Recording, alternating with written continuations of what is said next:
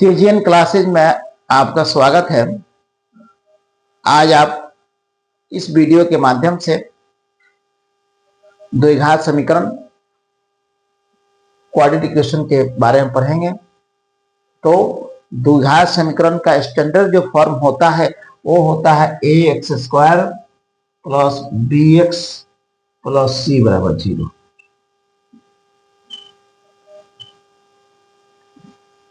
यहाँ x² coefficient को a, x के कोफिशिएंट को b और कांस्टेंट टर्म को c कहा जाता है। जहां a नॉट इक्वल टू 0, अगर a 0 के बराबर हो जाए तो यह टर्म समाप्त हो जाएगा और द्विघात समीकरण नहीं फॉर्म हो पाएगा। द्विघात समीकरण का मतलब होता है कि x का पावर 2, अगर वह समीकरण x में है या वह समीकरण y में है तो y पावर 2, यानी कि चर का जो घात चाहिए कितना चाहिए, 2 चाहिए। यानी कोई समीकरण को द्विघात होने के लिए चर का घात का मान कितना चाहिए, 2 चाहिए। और जब इस समीकरण को जो हल करेंगे तो उसका 2 हल प्राप्त होगा। एक को अल्फा और दूसरे को बीटा कहा जाता है। यानी कि अगर घात 2 है तो उसका मान क्या प्राप्त होता है, तो 2 अल्फा और बीटा। जैसे x² बराबर 4 है तो x बराबर प्लस माइनस √4 बराबर प्लस माइनस 2। यानी कि वास्तविक रूप से x का मान एक प्लस में प्राप्त होगा, दूसरा माइनस में प्राप्त होगा, और दोनों का वर्ग करने पर, प्लस वाले का वर्ग करने पर भी उसका वैल्यू 4 आएगा, -2 का भी वर्ग करने पर उसका वैल्यू 4 आएगा। अब इस समीकरण को हल करने की 2 विधि है। एक है गुणनखंड विधि, दूसरा है आपका सूत्र द्वारा। तो इसका सूत्र क्या है, x बराबर -b plus minus √b² - 4ac बटा 2a। b² - 4ac को विवेचक कहते हैं।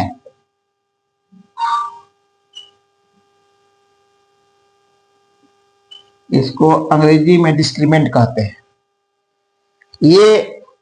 ये चीज डिसाइड करता है कि द्विघात समीकरण का सॉल्यूशन निकलेगा या नहीं निकलेगा। अगरचे b² - 4ac का वैल्यू इक्वल टू 0 है तो इस कंडीशन में इसके दोनों मूल जो होंगे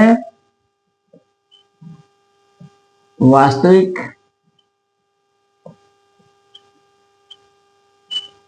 एवं बराबर होंगे।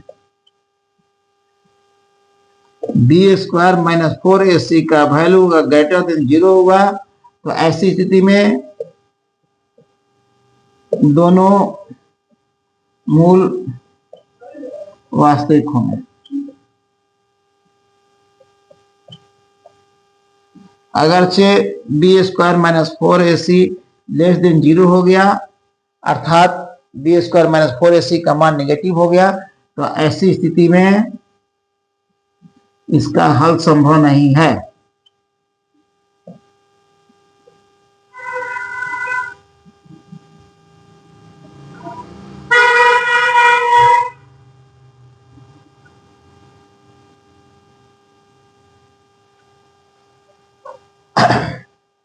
अब हम आगे का सूत्र देखेंगे। आगे का सूत्र क्या है इसका, इसके 2 मूल अल्फा और बीटा का जो हम चर्चा किए हैं, तो इस 2 मूल का जो योग का फॉर्मूला है अल्फा प्लस बीटा बराबर होता है -b/a। अल्फा इंटू बीटा का वैल्यू होता है c/a। अगर किसी द्विघात समीकरण का हमें दोनों मूल प्राप्त हो तो उससे द्विघात समीकरण फॉर्म करने का फॉर्मूला है x square minus alpha plus beta into x plus alpha into beta बराबर 0।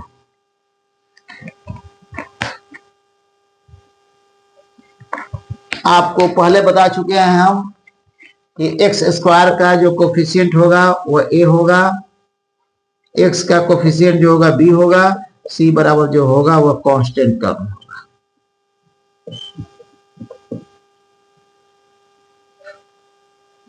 अब हम चलते हैं एनसीईआरटी बुक के चैप्टर नंबर 4.1 पे। यह चैप्टर जो द्विघात समीकरण पर आधारित है कह रहा है चैप्टर 4.1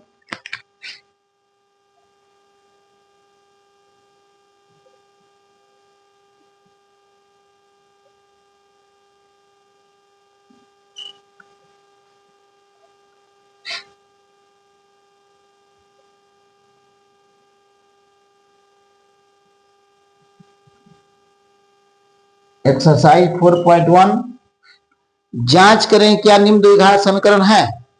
क्वेश्चन नंबर 1 जांच करें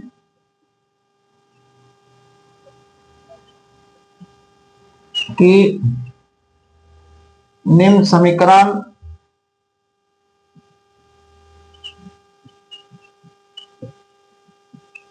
द्विघात समीकरण है। यहां सिर्फ थर्मामीटर लगा करके यह जांचना है यह समीकरण जो है द्विघात समीकरण है या नहीं है।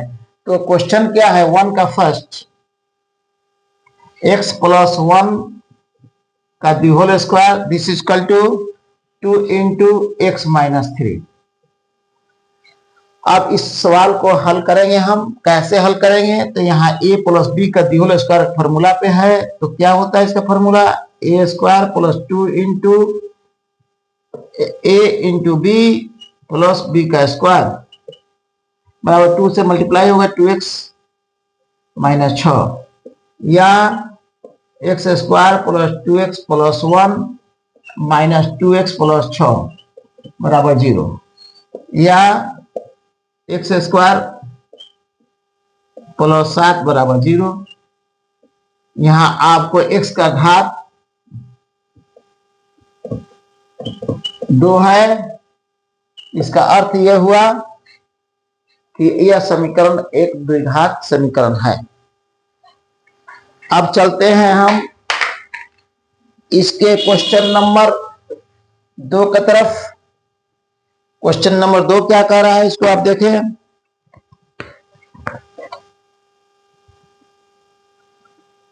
एक्स स्क्वायर माइनस 2x बराबर माइनस 2 इंटू 3 माइनस एक्स। अब इसको हल कीजिए।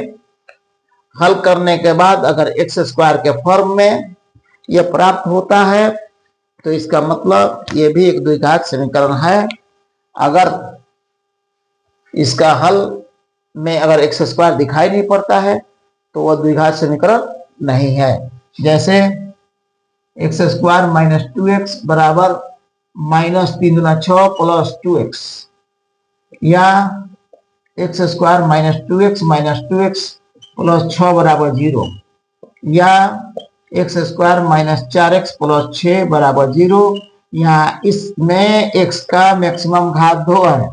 यहाँ घात बराबर कितना है 2 है, इसलिए यह एक द्विघात समीकरण है।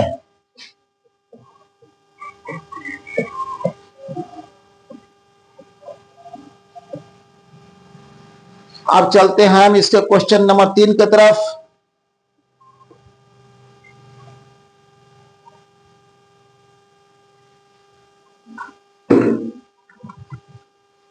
क्वेश्चन नंबर 3 है आपका x minus 2 into x plus 1 this is equal to x minus 1 into x plus 3। यहां चेक करना है थर्मामीटर लगा करके कि यह एक द्विघात समीकरण है या नहीं है। तो इस x से इस x प्लस 1 में मल्टीप्लाई होगा, x into x plus 1 minus 2 into x plus 1, फिर इस तरफ x into x plus 3 minus 1 into x plus 3, यानी कि फर्स्ट टर्म से होल में मल्टीप्लाई, फिर सेकेंड टर्म से एट होल में मल्टीप्लाई। यहाँ भी फर्स्ट टर्म से होल में मल्टीप्लाई, सेकेंड टर्म से भी होल में मल्टीप्लाई। इससे मल्टीप्लाई करेंगे तो क्या हो जाएगा, x में x से गुना होगा, x square plus x minus 2x minus 2 equal to x square plus 3x minus x minus 3, ये दिस कैंसिल। अब तो यही साबित हो गया कि यह एक द्विघात समीकरण नहीं है, इसलिए नहीं है कि यहाँ x का मैक्सिमम घात क्या है, 1 है। तो ये क्या हो जाएगा, कैसे हल करेंगे इसको, minus x minus 2 minus 3x plus x plus 3 equal to 0, ये plus minus cancel,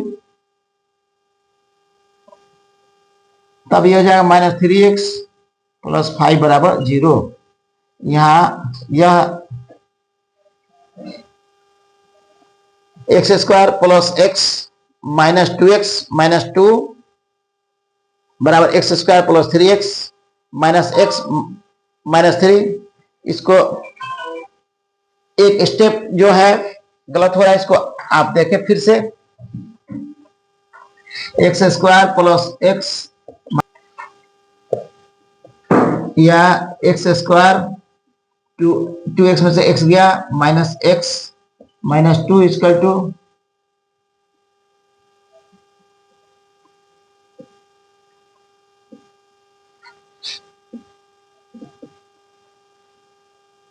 x square plus 2x minus 3,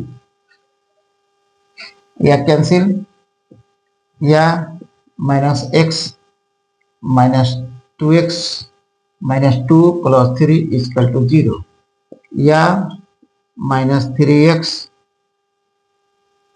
plus 1 equal to 0। यह एक द्विघात समीकरण नहीं है, क्योंकि x का घात यहाँ पर 1 है। आज का वीडियो यहीं समाप्त करते हैं, मिलते हैं फिर अगले वीडियो में। Thank you.